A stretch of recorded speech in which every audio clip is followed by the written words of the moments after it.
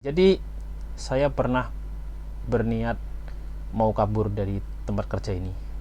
Pada saat itu saya sangat tidak tahan dan tidak kerasan sekali dengan tempat, dengan pekerjaan.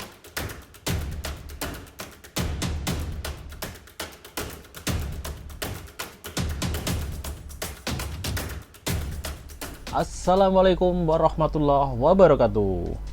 Berjumpa lagi bersama saya di channel Lur JK Channel. Apa kabar teman-teman semuanya?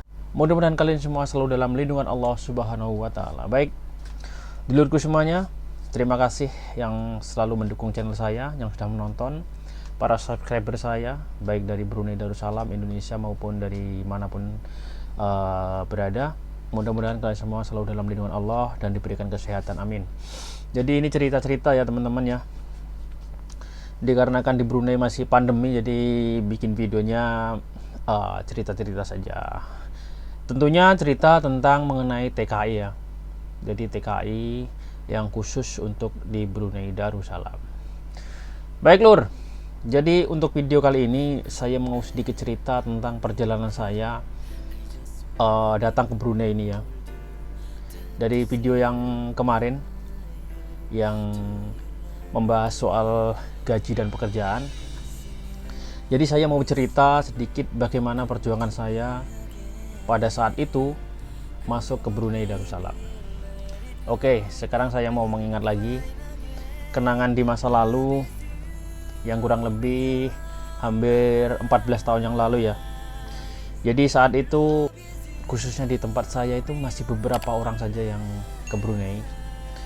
Kebanyakan dari mereka itu ke Malaysia, ke Hong Kong, Taiwan, seperti itu. Jadi untuk ke Brunei itu dalam hitungan 2 atau 3 orang gitulah.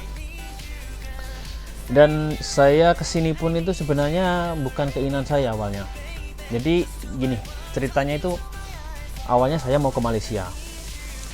Tapi dikarenakan saat itu orang tua tidak mengizinkan, karena waktu itu saya belum umur 20 kalau nggak salah ya, mungkin umur 19 tahun saya. Jadi tidak menginginkan saya kerja di Malaysia, karena saat itu saya mau kerja bangunan. Terus orang tua berpikir mungkin ditakutkannya saya nggak kuat gitu kali ya. Terus saya ditawari untuk kerja di Brunei Darussalam. Ada saudara saya itu satu, dia kerja di cleaning service ya. Terus saya berpikir juga, nggak apalah, cleaning service pun mau. Dalam pikiran saya kerjanya ringan gitulah, kalau cleaning service yang ringan. Nah, terus sampainya di situ saya mendaftar ke agent ya, ke agent. Terus proses kurang lebih 4 bulan. Dan saat itu perjalanan ke sini sangat perjuangan sekali bro. Jadi gini, di saat itu karena saya ya ekonomi memang kurang, ada 2 pilihan. Kalau saya membayar 7 juta,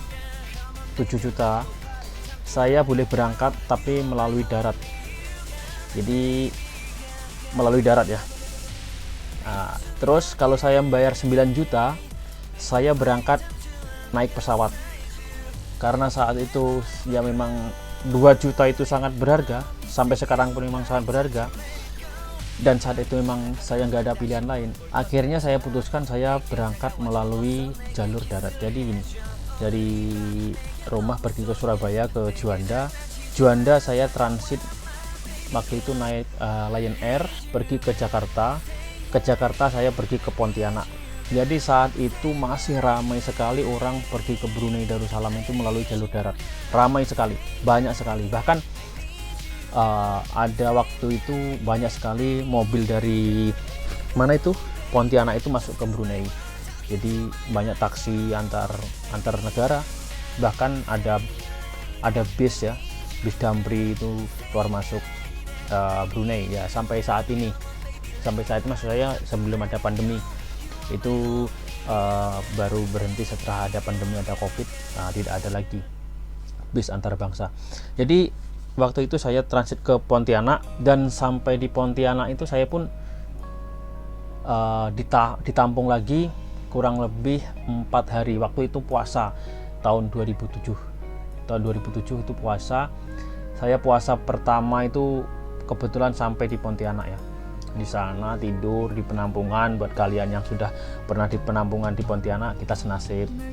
Dan saat itu berangkat subuh dari Pontianak, kita berangkat subuh dalam mobil itu pakai kuda, mobil kuda itu diisi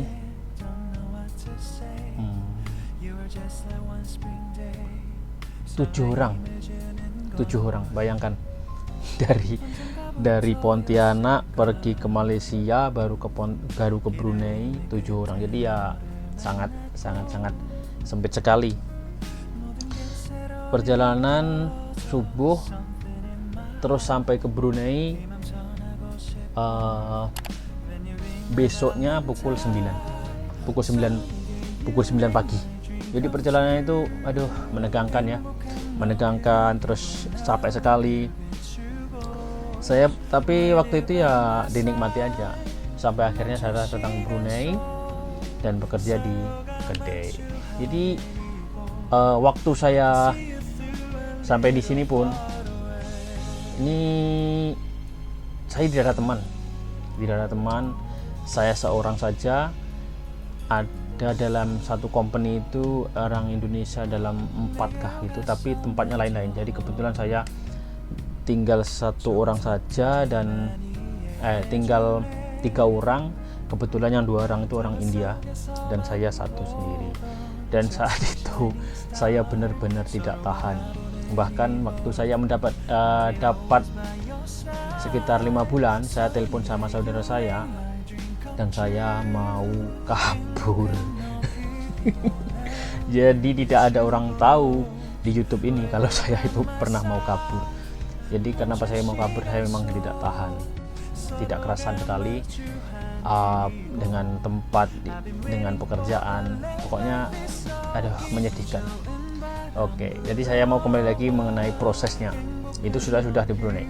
Sedangkan proses, jadi buat teman-teman ya yang mungkin nanti kalau sudah di Brunei sudah menerima pekerja dari Indonesia lagi, hati-hati itu kalau memilih agent, mesti yang betul-betul minimal itu cari informasi tentang pekerjaan di Brunei. Misalnya kita cari di Facebook ya, di Facebook itu ada namanya grup Brunei, itu cari aja itu pahlawan devisa Brunei. Di situ nanti kita tanya-tanya sesama dengan orang yang sudah di dalam tentang pekerjaan atau mungkin agent ataupun gitu. Jadi kita tidak mudah menerima tawaran daripada agent yang hanya memberikan janji-janji, misalnya gaji segini, pekerjaan seperti ini. Jadi kalau kita macam share di Facebook tersebut, ada itu grupnya ya, nanti boleh dicari di Facebook. Terus nanti tanyalah tentang pekerjaan ini, terus gaji rata-rata berapa gitu. Jadi kamu tidak bakal menyesal kalau sudah tahu kan, minimal kamu sudah tahu agak-agak seperti ini, kerjaan seperti ini, atau mungkin biaya kesini berapa. Jadi ya mungkin tidak boleh dijadikan perbandingan. Pada saat saya berangkat ke sini kan memang sudah lama. Jadi waktu itu saya berangkat ke sini dengan biaya 7 juta melalui darat. Tapi kalau sekarang jangan harap, karena memang tidak ada. Bahkan memang tidak ada orang yang mau melalui jalur darat itu. Memang semua sekarang kalaupun ada ya mending naik pesawat. Tapi kalau sekarang mungkin sudah biaya ke sini sudah 2 kali lipat daripada saat itu ya. Jadi ada juga teman saya yang baru saja datang itu ya setelah ini mungkin dalam 4 bulan berapa gitu, ada datang tuh kisaran habisnya itu sekitar 12 ke 14 juta ya. Tapi itu nggak sama ya, maksudnya ada selisih, kadang-kadang 16, 15 gitulah. Itu tergantung kita bagaimana mencari agent yang tepat dan tentunya jangan mudah terpancing ataupun tergoda dengan janji-janji gaji yang besar, terus pekerjaan yang mudah. Itu memang sangat berbahaya kalau kalian hanya mengharapkan dari janji-janji, misalnya di sana gajinya segini terus. Karena saya sering sekali ya teman-teman Saya itu kadang-kadang jengkel gini, ada itu diadang di Facebook, tapi bukan di akun yang saya lupa, pokoknya bukan di akun yang dikelola oleh para TKI yang di Brunei ya. Jadi mereka meng-share kerja di Brunei Darussalam, dibilang cuci kereta gajinya macam 7 juta itu. Jadi gaji itu dirupiahkan terus 7 juta, ada fasilitas ini, terus macam-macam lah pokoknya. Seperti video saya yang kemarin, ya kurang lebih seperti itulah gaji. Jadi ada saya bahas di video saya yang kemarin tentang kurang lebih gaji yang standar di Brunei itu segitu. Jadi kalau misalnya kalian mau ke Brunei nanti, kalau COVID ini sudah tidak ada dan Brunei sudah menerima lagi pekerja migran dari Indonesia, alangkah baiknya kalian bertanya dulu kepada orang yang sudah di dalamnya, yang sudah ada di Brunei, tentunya para TKI atau mungkin sahabat kalian. Tanyalah berapa standar gaji yang ada saat ini. Jadi kalian tidak mudah tertipu oleh orang-orang yang memang tidak bertanggung jawab dan mengambil keuntungan dari kita yang akan mencari rezeki ini. Oke lur, terima kasih yang sudah menonton video saya. Intinya mau pergi kemanapun untuk bekerja mencari rezeki ke luar negeri, yang pertama carilah informasi, jangan hanya kepada orang yang akan memberangkatkan kalian. Jadi yang alangkah bagusnya cari informasi kepada orang yang sudah di dalam. Misalnya kamu mau ke Brunei ya cari aja itu kumpulan para pahlawan divisa yang ada di Brunei, ada Facebooknya, kadang-kadang itu ada beberapa grup, itu kita gabung saja. Terus nanti di sana tanya-tanya, mengajukan pertanyaan, saya mau ke Brunei, terus gini, apa benar seperti ini. Jadi kita bisa mendapatkan informasi yang lebih akurat dan lebih benar daripada kadang-kadang yang suka memberikan janji dengan tujuan memang untuk mendapatkan keuntungan dari kita ya. Jadi misalnya gini, janji gaji sekian juta, janji sekian juta. Jadi saya itu sering sekali ada teman juga yang berdatang, saya tanya berapa gitu, katanya janjinya sekian juta. Aduh, kasihan juga, sampai sini dia macam jadinya nggak sesuai dengan janji itu. Terus pernah ada teman saya itu udah agak lama, tahun 2013, sudah lama. Pada saat itu ya kurang lebih kalau biaya ke Brunei itu ya 12 jutaan. Dia habis 19 juta lur. Coba bayangin, 19 juta habisnya. Itulah kalau kita mau pergi kemana saja, mau ke Brunei, ke Taiwan, ke Hong Kong, ke Korea. Nah, apalagi sekarang ada banyak YouTube kan, ya di sana kita carilah berapa gaji, terus bagaimana pekerjaan, keadaan. Oke lur, mudah-mudahan video ini bermanfaat. Jadi itu tadi adalah sedikit cerita tentang perjalanan saya ke Brunei Darussalam, sekaligus saya memberikan informasi ataupun memberikan sedikit pengertian bagaimana apabila kalian nanti suatu saat nanti mau merantau ke Brunei.